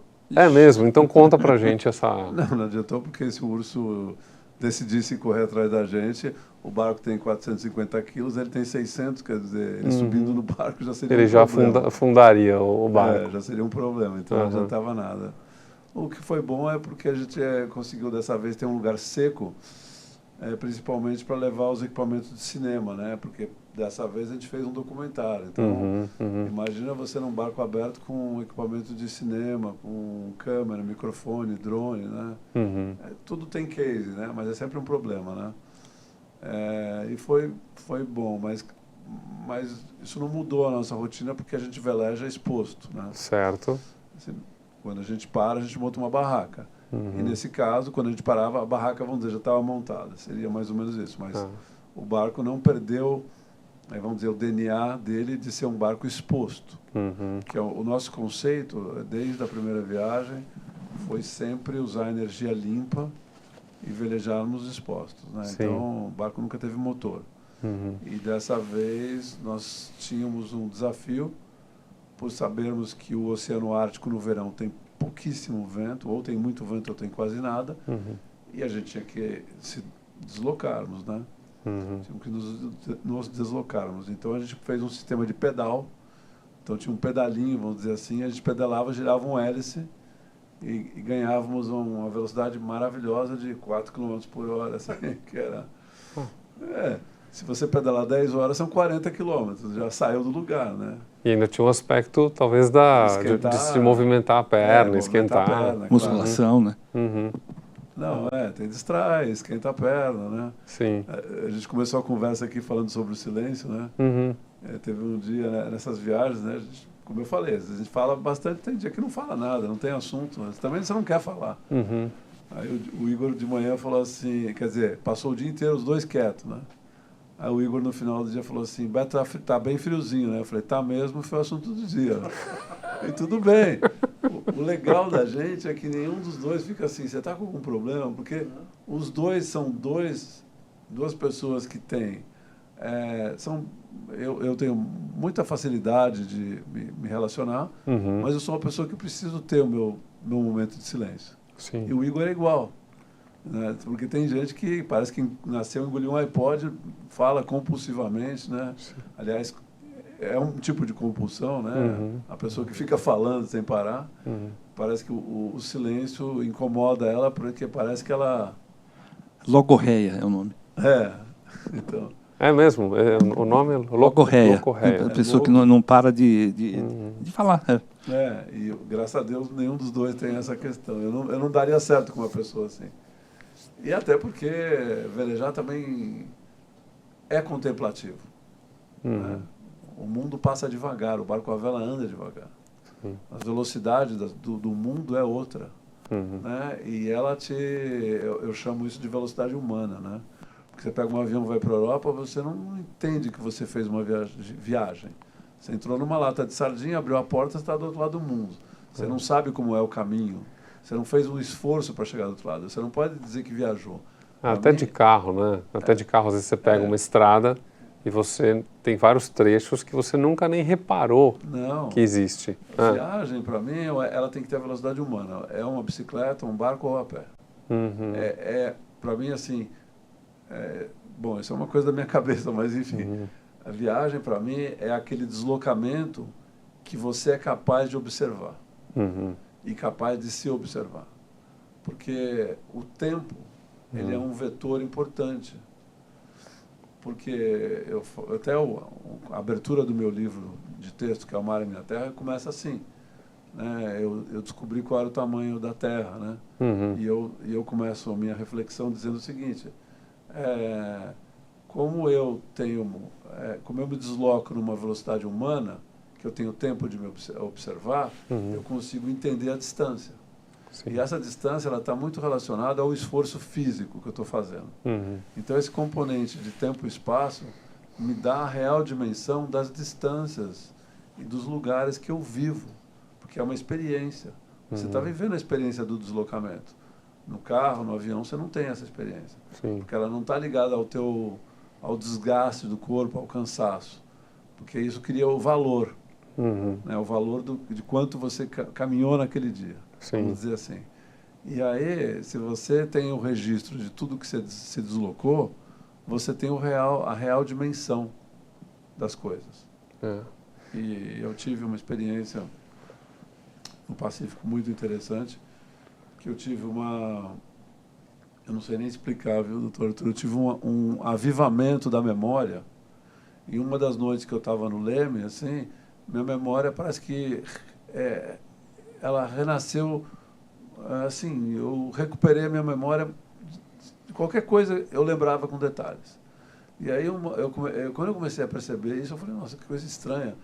E aí eu falei, será que eu consigo lembrar todas as praias do Brasil, de Belém, que eu desci até o Cabo Horn, por exemplo, que eu já velejei?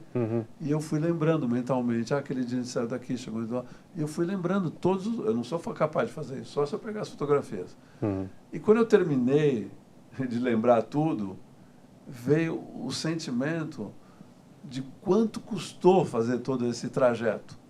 E aí eu, automaticamente, eu entendi que eu sabia o tamanho da América do Sul, porque eu percorri ela inteira, olhando, observando a costa, né? Em muitos lugares descendo, né? Saindo do barco, Então, desembarcando. conhecendo, né? Então, aí quando eu entendi o tamanho da América do Sul, eu projetei ela na minha imaginação na proporcionalidade do planeta.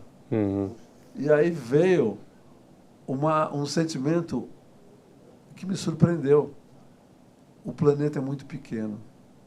A gente mora num lugar muito pequeno. Essa noção, essa falsa noção de que muito longe, é muito grande, ela é uma ilusão. O planeta é muito pequeno. E o fato dele ser muito pequeno o torna mais precioso ainda.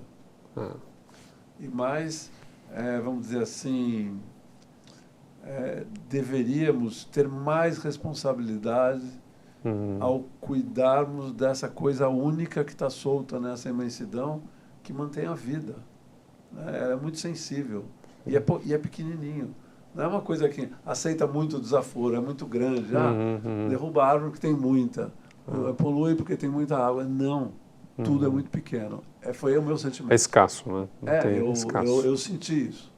Não é uma coisa que eu consigo provar, porque foi uma experiência, quase que eu poderia dizer transcendental. Não tomei nenhum ácido, não fumei nada. Foi uma sei lá, acho que foi até uma iluminação, sabe? Agora, vocês sabem que, se eu não contei, o Runway, o nome, nasceu da terminologia de negócios. Claro, pode significar uma pista de pouso, pode significar uma passarela. Pode significar uma música da década de 50 do Del Shannon. Pode ser uma música maravilhosa. Mas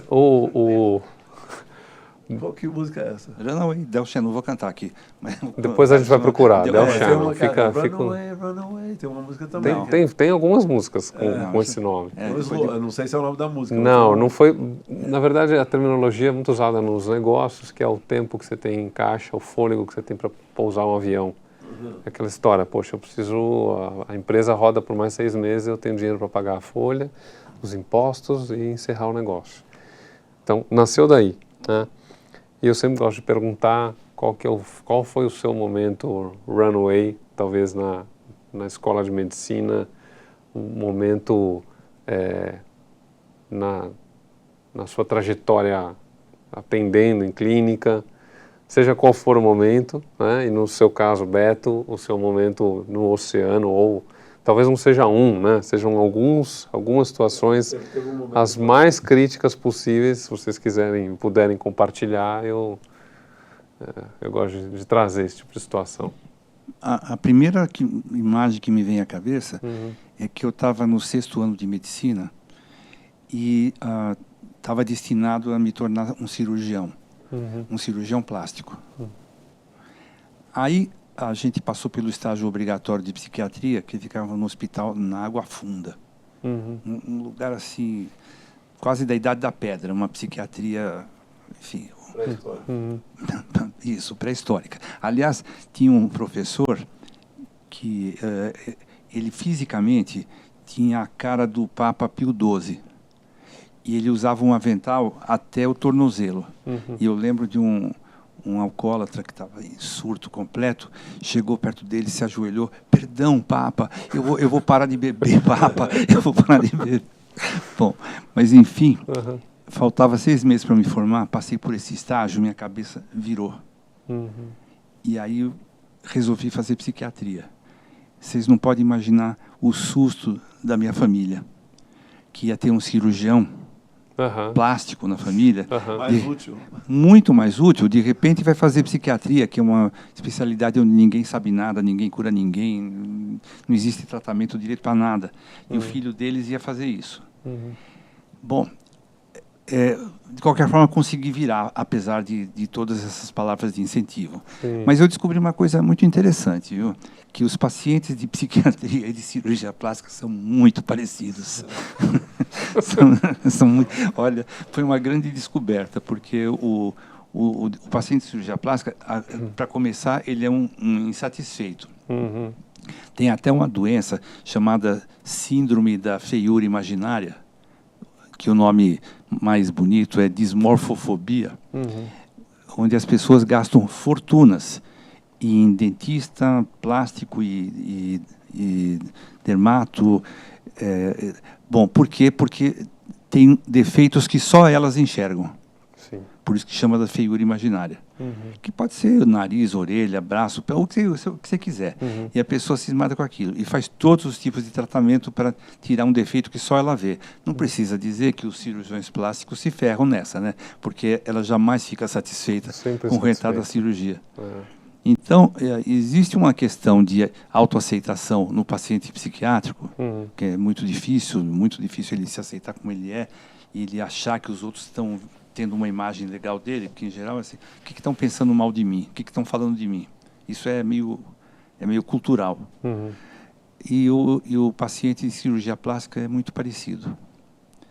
Então, eu provavelmente ganho menos dinheiro, mas eu curto mais. Quer dizer, essa pivotada sua aí, saindo da cirurgia geral para plástica. Plástica. Eu já estava com alguma experiência. Foi um momento foi um momento conturbado. ultra importante da minha vida. Você sabe que, por coincidência, minha mãe, que você conhece, a Cristina, o Arthur é amigo dos meus pais, estudou com meu pai desde a Caetano de Campos. Isso. Né? No tempo em que a escola pública ainda era a referência, né, de educação. Isso. E minha mãe me emprestou um livro do Ivo Pitangui, e nesse livro, o cirurgião plástico fala que ele se tornou cirurgião plástico, que na década de 50, 60, nem era assim uma coisa tão glamourosa, mas que teve um incêndio em Niterói, num circo, e que muitas pessoas foram queimadas, e que ele ajudou a constituição da pele das pessoas, e que isso, claro, foi um dos elementos que fez ele ir para cirurgia plástica, mas que não era assim um caminho da medicina que mais brilhava o olho dele, que outras especialidades eram mais bem vistas. Né? Interessante, porque mais um que saiu pivotou de uma especialidade para outra. Meio aos 45 do segundo tempo. E no seu caso, Beto, qual foi o... Eu vou falar uma coisa que aconteceu comigo que eu identifiquei. Parece que alguns momentos, esses momentos assim chaves da nossa vida, eu identifico eles como um chamado. São situações que você age por um impulso tão forte que não é nem o caso de você ter que tomar uma decisão. A decisão ela emerge de você de como algo que vamos dizer assim, como se fosse algo incontrolável, né? Você não tem força para dizer não para aquele caminho. A palavra emerge, eu acho que cai muito bem. Porque não é uma coisa pensada. Não, parece que é uma coisa que brota da gente, exatamente, e toma conta e você não tem mais escolha. Você não tem aquele momento de falar, não, eu estou diante de uma escolha. Não, a escolha já foi feita. Né? Por isso que eu chamo isso de chamado. Né? É um chamado da alma mesmo. Né? Mas no meu caso, eu estava trabalhando na noite, paulistana, e era dono de bar, restaurante. O clube base era a Brigadeiro Luiz Antônio, lá embaixo. O Aeroanta, tinha o Singapore Sling, o Olívia, o primeiro bar da Vila Madalena. E eu velejava como um esporte, era competidor, né? Viajava para lá e para cá competindo. Mas tinha aquele registro lá da infância, no colo do meu pai, ouvindo as histórias. Um dia quero dar uma volta ao mundo, né? E aí, quando surgiu a ideia de largar tudo para fazer Miami-Ilhabela, que era uma ideia, falando racionalmente, uma ideia de jirico. Sim, num barco aberto. A chance do barco terminar a viagem era zero, ganhar dinheiro zero. Aí você vai largar tudo que você está fazendo, construir uma carreira, né? né, eu vinha de uma experiência difícil, meu pai faleceu, a gente perdeu tudo, tive que começar tudo do zero. Bom, na hora que eu conquisto tudo, né, meu trabalho, meu ganha-pão, respeito, não é nem fama, porque eu nunca liguei para isso, né, mas veio uma coisa, eu não tive como controlar, sabe? E, obviamente, você ouve, né, o teu coração. Sim. E eu tenho também uma orientação interna, e essa é muito antiga, e ela parte do princípio que eu não sei o dia que eu vou morrer, eu não sei como vou morrer, mas eu tenho um controle: eu não vou morrer arrependido. É o único controle que eu tenho na existência. Eu não sei, ninguém sabe, ninguém tem data de validade, mas ser feliz não é uma possibilidade. É um compromisso que todos nós assumimos antes de vir para cá. Se você se conecta com essa consciência de que felicidade é um compromisso, de que talvez morrer arrependido seja a pior forma de morte, essa morte eu sei que eu já escapei. Porque eu sou extremamente realizado, acho que igual o Dr. Arthur, talvez eu estivesse ganhando mais dinheiro na noite, mas a felicidade, assim, a satisfação interna de olhar para o que eu faço, assim, e saber que, na verdade, a felicidade, ela está muito ligada, na minha maneira de ver, a você expressar as suas qualidades. Você tem qualidades. Sim. E você não acredita nelas, e você não as expressa, você nunca vai ser feliz. Então, como ele, com certeza, tem grandes qualidades para ser um observador, para ser, né, a pessoa que veio ajudar, né? Né? Então, isso é um chamado da alma. Né? Num determinado momento, essa circunstância apareceu na vida dele e o coração dele ouviu. Né? E ele não discutiu com o que ele sentiu. Como se fosse um balão amarrado no fundo, né? Falou assim, subiu. Porque isso. Vamos dizer, os pais, né, sempre tudo bem, querem o melhor, mas tem o controle também, né? Sim. O que é melhor para o meu filho, eu sei o que é. Não, cada um sabe o que é melhor. Eu sei o que é. Essa eu sei o que é famosa. Eu sei o que é melhor para você. Então, só que, né, depois você vai precisar viver sua vida para mostrar que para você o importante é viver em paz com a tua escolha. Né? Sim. Isso é a coisa mais importante de tudo. Naquelas pesquisas que pegam pessoas de muita idade, em fase terminal, geralmente as pessoas que elas se arrependem de não terem feito alguma coisa. Né? A maioria fala, eu me arrependo de não ter feito. Uma minoria fala, eu me arrependo de ter feito. É curioso isso. Mas eu gostei mais quando ele falou do viver em paz do que da felicidade, porque, sinceramente, eu não sei se isso existe. Eu acho que eu tenho muitos momentos felizes, e quanto mais momentos felizes eu tenho, mais melhor eu me sinto. Mas daí ele me dizer que eu sou uma pessoa feliz, eu não me atrevo, sabe? Eu acho difícil. Mas, acho que é legal ter momentos felizes que faz com que eu viva em paz, como você falou, que é o que eu gostei.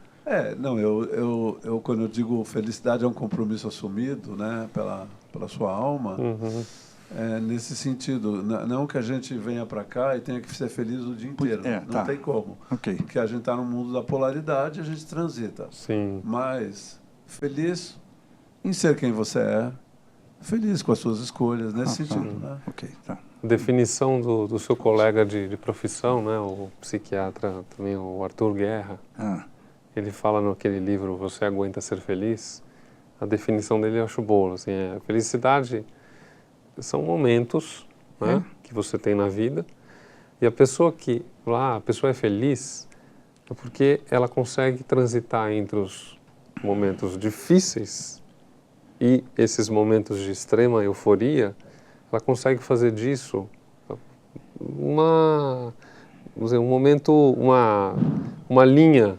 Ela faz uma linha de tendência. Essa linha de tendência é para a felicidade e não para a tristeza.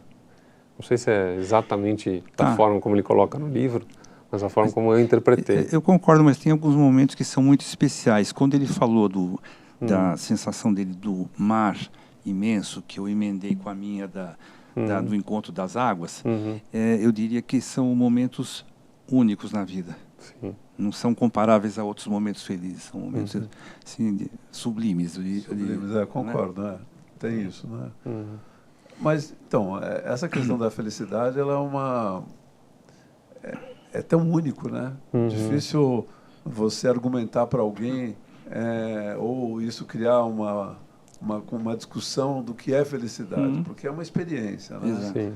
E isso é uma questão tão sua, né? Eu nunca, nem me lembro ter escrito sobre isso alguma vez, porque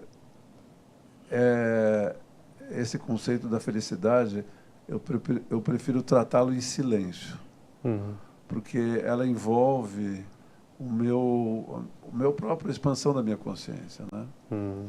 Então, eu vou falar uma história que pode parecer uma história rasa, mas você, quando vai deitar à noite na sua cama, você se sente feliz na hora que você vê a tua cama? Extremamente. Mas talvez muita gente passa Adoro despercebido. dormir. Mas eu digo assim... Depende da noite, né? Adoro. Mas eu digo assim, como passei muitas noites sem dormir naquele barco lá, e para mim, se eu falar assim, qual é a coisa mais difícil para você nas viagens? Para mim é o sono. Para mim sempre foi. Não foi a comida, não foi ficar balançar, não é sentir frio, nada disso. Para mim é o sono. A privação do sono. A privação. É saber que eu vou passar os meses próximos sem dormir seguido mais do que 30 minutos. Vou dormir cortado. Nossa. Tá bom. Então, todas as noites que eu chego na minha cama, eu agradeço que a minha cama não vai balançar, que ela não vai ficar molhada de noite e que ela é um lugar de aconchego. Sim. Outra questão, o meu barco, como vocês viram, não cabe levar muita coisa. Então, a gente leva poucas coisas, né? Eu aprendi a diferenciar o que é desejo e o que é necessidade. Então, eu estou na minha casa aqui, eu posso ir lá no mercado comprar 10 maçãs, 10 peras. No barco não dá para comprar isso, é muito pesado, tem que comprar pouquinho. Então, quando acaba, você tem noção de finitude. Sim. Por isso que eu falei sobre escassez, né? Então, quando eu chego em casa, né? Sei lá, eu saio aqui do nosso encontro, chego em casa, eu sei o que tem na minha fruteira. Tem banana, tem mexerica, tem abacate. Isso me traz um bem-estar. Saber que eu posso comer a fruta com presença, sabe? Comer saboreando. Porque foram tantos os dias que eu senti vontade e não pude. Então, eu sou muito conectado com as minhas experiências. Isso junta para mim com uma coisa que você falou no começo, que eu achei, foi uma das primeiras coisas que você falou, que eu achei muito interessante, que é a questão de quanto a gente não pode ter tudo fácil e de graça. Sim. Porque é a falta, é a escassez que faz com que você se sinta bem e feliz quando você tem. Porque, afinal, qual é a pessoa no mundo que mais valoriza o ar? É o asmático. Sim. Tá? Então, eu já fui asmático. Pequeno, eu lembro dos momentos de falta de ar são péssimos. Exatamente. Como ele dormia naquele barco balançando, quando ele vê a cama dele, obviamente ele deve ter mais prazer do que eu, que estou acostumado com uma cama confortável desde sempre, né? Mas então, você aprender a dar valor. Né? O Marcelo Battistella, que você conhece, sim, Marcelo. Eu tive uma conversa com ele e ele fala sobre o caminho de Compostela, né, de Santiago, que ele já fez algumas vezes. E ele falou exatamente isso. Você começa a caminhada com uma mochila pesando, sei lá, 10 quilos, e você, no caminho, você vai vendo que algumas coisas que estão naquela mochila não são essenciais. Sim. Então você vai eliminando e vai ficando só com o mínimo necessário para você. O necessário, não o desejo. Não o desejo. O meu barco, a gente saiu de... Eu conto isso na palestra, né? Então, o aprendizado da primeira viagem é viagem leve, viagem longe. A gente saiu de Miami com 2 barcos, 250 quilos. Chegamos em Ilhabela 10 meses depois com 110 quilos a menos. É muito quilo para tirar, né? Já pouco, né? Vai tirar 110. Então, a primeira frase da Miami Ilhabela é viagem leve, viagem longe. O segundo aprendizado, nós podemos ir muito mais longe do que a gente imagina com muito menos do que a gente sonha. E isso é tão bom ir longe, leve, porque leve nesse sentido é você abrir mão do apego, não ficar carregando mágoa, ressentimento. Essa é a mochila da vida, né? Sim. É esse peso que a gente tem que é o nosso desafio, vamos dizer assim, É o né? desafio.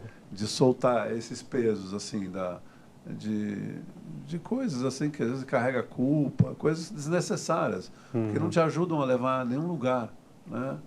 E você vê que as pessoas que viajam com a mala pesada, tem naquela mala, né, sem julgamento, tem apego, tem vaidade, Sim. que tá cheia, né? A pessoa tá acostumada a viajar com um aparato de coisas que ela acha que ela precisa. Eu queria me emendar isso que você está falando, com uma situação um pouco diferente, mas que vai dar na mesma situação, que é pessoas que acham que podem legislar a vida das outras. Tipo, você não devia viajar com essa calça, você devia viajar de calça azul, para combinar mais com o mar. Então, acho que essa calça não é legal. Você devia usar azul. Acho que você devia também uma camisa lisa, que eu acho que combina mais com o seu rosto do que uma camisa achadrezada. Entendeu? É a pessoa que entende de tudo e bota defeito em tudo que o outro faz. Sim. Agora, quando o outro é um subalterno, aí é um inferno, porque isso pode acontecer na casa da gente, como pode aparecer numa empresa. Sim. Tipo, sei lá, o teu funcionário mora lá na fronteira longe. de São Paulo. Isso. Leva 3 horas para chegar aqui. Aí você olha para a cara dele e diz, pô, mas com essa cara, o que você fez ontem à noite que você está com essa cara aqui hoje? Já começa levando uma bronca. É o Dr. Pimpolho, né? O Dr. Pimpolho, que é baseado no Dr. Jovem Pan. No Tutinha. Então bota defeito em tudo, porque ele sempre sabe o que é melhor. Tá? Então essa calça azul que você não está usando combinaria mais com o mar que você tanto gosta. Certo? É verdade. Agora eu vou falar. Depois que você aprende a viajar leve, é difícil viajar ao lado de gente que viaja pesado. Com muita bagagem. Não, porque o tempo. Né? Porque quando você viaja leve, você chega num lugar, você não precisa de tanta coisa. A pessoa que viaja pesada demora horas para se arrumar. Você imagina, você fica lá esperando, né? A pessoa para arrumar a mala, desarrumar. Tudo é um peso, tudo é muito complicado. Quanto mais coisa você carrega, mais problema você tem, né? E de novo a gente volta na conversa de bastidores antes de a gente começar a gravar, que foi a história da viajar com amigos, a forma que você tem de conhecer, não só amigos, mas a família também. Às vezes você tem um convívio de almoço de final de semana, e você quando coloca todo mundo numa mesma agenda, não é fácil. Você vê as idiosincrasias de cada um, é muito engraçado. Quer dizer, engraçado quando você está de fora, né? Tem boas histórias. Mas a gente foi projetado para relacionamento, né? Sim. Né? Senão cada um nascia num planeta sozinho, né? Exato. Aí você vai para as gerações que estão presas no mundo digital, no mundo... Estão no planeta delas. Na solidão. Do Pequeno Príncipe. Que tem a dificuldade de relacionamento, porque cada um faz o que bem entende, na hora que bem entende, não tem esse convívio social. Não tem experiência. Esse é o ponto, né? A pessoa realmente se desconectou da experiência. Isso torna ela muito robotizada, né?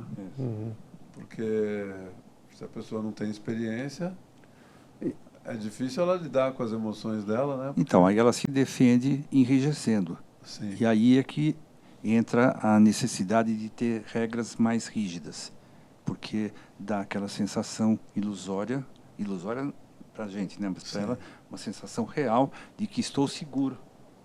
Por quê? Porque eu estou levando na minha viagem tudo que eu posso precisar. Olha, tá vendo esse saco aqui? É a quantidade de remédios que eu posso vir a precisar. Então, se eu tiver qualquer dor de garganta, está aqui. Se eu tiver qualquer dor de cabeça, tudo está aqui. Eu viajo muito mais seguro que você, que não carrega nada. Não é verdade? Pode chover. Pode chover, tem que ter um guarda-chuva. Pode nevar no sertão, né? Vai saber, né? Nevar no sertão, pois é. Vai que, né? Vai que. Numa dessas, né? Muito bacana. Olha, eu gostaria de seguir aqui conversando por muito tempo, mas eu sei que vocês também têm a agenda de vocês e Me conta um pouco, Beto, Rota Polar. os livros, né? Você tem na verdade, esse aqui é o lançamento agora que vai ser agora em maio, é o 9º livro. Uhum. Ele conta a viagem a nossa viagem pelo Oceano Ártico. E esse livro é um livro bem especial porque ele tem 3 capítulos, vamos dizer assim. Uhum. A primeira parte dele, ele conta a história das grandes expedições no Ártico, os primeiros europeus a chegarem na região, os inuits, os contatos, e todo o material ilustrativo e fotográfico também foi cedido pela Biblioteca Pública de Nova York, e o texto foi feito pela curadora da biblioteca. Então, o primeiro texto é histórico. Aí o segundo terço é a própria viagem, né? A nossa viagem, com os nossos diários, meus diários e as fotografias do Igor, basicamente. E o último terço é um texto um amigo nosso, Ronaldo Ribeiro, que foi o editor da National Geographic no Brasil, e as fotografias da Luciana Whittaker, que foi uma brasileira que morou no Alasca muitos anos, 11 anos. Então, no último terço é um texto que fala sobre o Ártico moderno e as suas questões geopolíticas, ambientais. Então, é um livro de leitura com fotografia. Nós misturamos, porque normalmente os livros são fotográficos. São 9 livros, né? Depois tem o livro do Drake, mas esse aqui não é meu livro, quer dizer, é meu livro, mas na verdade o Felipe comprou para eu autografar. Eu comprei para Nas Terras do Vento é um livro educativo de 12 a 17 anos, que conta a história de um garoto e o seu cachorro que vão para a Patagônia averiguar o plástico nos oceanos. Então é um livro educativo. E o nome do personagem é Spaghetti, que era meu apelido na escola, né? Não precisa dizer porquê, né? Eu tenho 2 metros de altura. E o Picolé é meu cachorro. E o livro é um livro interessante, porque ele é todo em quadrinhos, né? Ele tem texto e quadrinho, então é um livro tipo Tintim, essa literatura que agrada todo mundo, né? As ilustrações são lindas do Otávio, do Olavo Costa, aliás. Enfim, aí são outros livros. Aqui é o da Patagônia, quando nós dobramos o Cabo Horn, em 2 Hobbycats, né, 2 catamarãs pequenininhos. É uma coleção, já tem 9 livros. E quem sabe o 10º, né, doutor, sai um livro aí mais... Pro mar de dentro. Mar de dentro, né, doutor Arthur? Mais imersão. Mais uma imersão. Doutor Arthur também tem os livros... Você não trouxe, mas você tem vários livros, estão disponíveis aqui no Amazon. Estão disponíveis no Amazon, mas hoje em dia eu estou mais interessado nos meus livros também é um outro runaway. Estou mais interessado nos meus livros de ficção. Ok. O Mundo de 10 Minutos é um livro que tem umas 50 histórias, todas elas boladas e escritas em 10 minutos cronometrados. Claro, podia passar 30 segundos, tal, mas 10 minutos, por isso que chama Mundo de 10 Minutos. E o outro é o Episódios Improváveis de Amores e Horrores. É improváveis porque são normalmente histórias absurdas, do tipo... Quer dizer, tem algumas que eu fiz uma espécie de colagem. Um chama Crime e Castigo, onde eu uso exatamente os personagens do Dostoiévski, do Crime e Castigo, e é um cara que... O nome dele é Raskolnikov, igual do outro. Ele mora na zona leste de São Paulo e ganha uma bolsa de estudos para a Rússia. Então ele vai para a Rússia bom, lá ele vai conhecendo outras personagens que são todas personagens do Dostoiévski, tá? E quem lê o Crime e Castigo sabe que o cara ele se acha o cara mais inteligente do mundo e ele pode matar uma senhora lá, uma velha, só para mostrar que ele não vai ser punido, que ele pode fazer o que ele bem entende. No meu livro, como eu mexo bastante com obesidade, a velha que ele vai matar, que o Raskolnikov vai matar, ela é uma grande confeiteira. E ele acusa ela de engordar todas as pessoas da cidade. Então ele vai matar ela em nome da saúde, da saúde alheia. Mas aí ele não contava que a cidade faz um movimento. Queremos a nossa confeiteira, abaixa o cara que... Bom, enfim, ele acaba se ferrando igual no Crime e Castigo. Tá? Bacana. Tem uma outra história também rápida, que é de um um garoto chamado Rolly Stone. Todas as minhas histórias os nomes são muito interessantes, porque é tudo nome estranho que eu coleciono. Eu tenho uma lista de 50 páginas de pessoas com nomes tipo Rolly Stone. O Rolly Stone é um cara que era para ser filho de 2 velhos roqueiros, a Vanderleia e o Joleno. E aí ele é destinado a ser o garoto que amava os Beatles e os Rolling Stones, mas ele só pensava em comer. Ele ganhava todos os campeonatos de comida. Então os amigos lá da escola chamavam ele de Pagodão.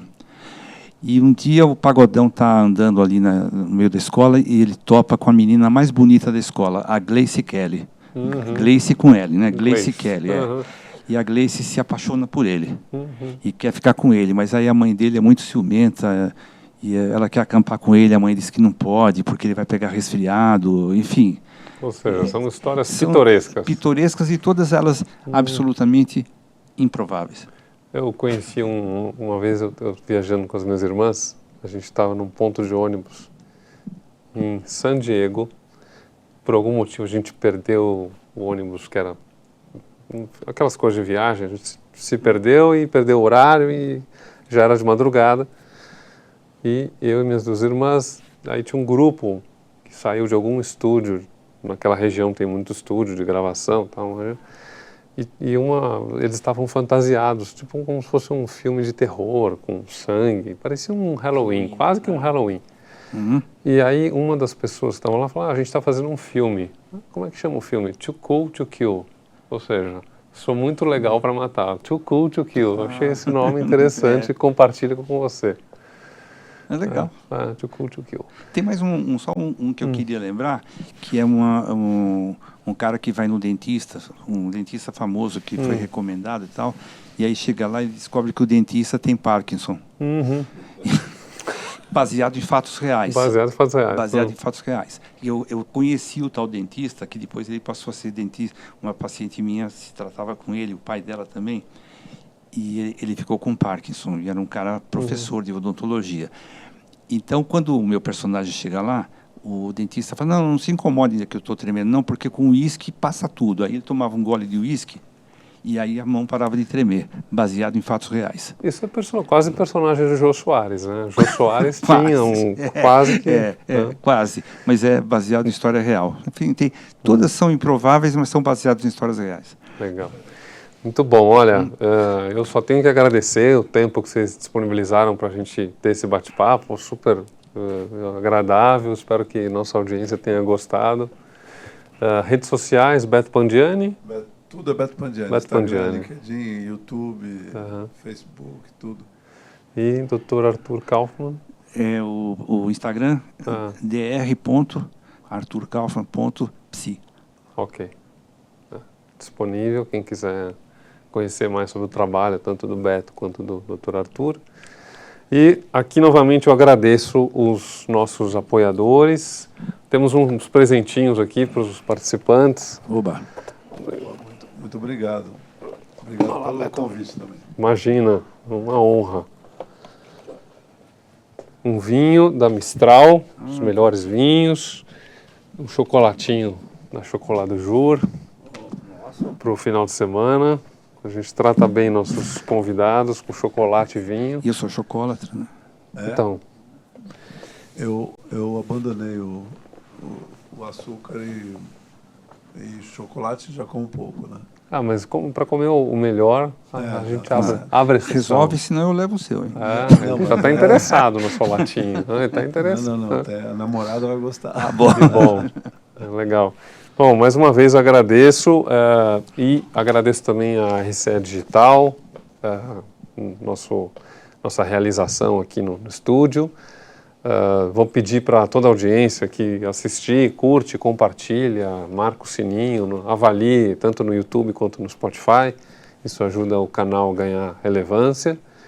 E é isso, nossas trajetórias nos conectam, me conte a sua, um grande abraço. Até a próxima.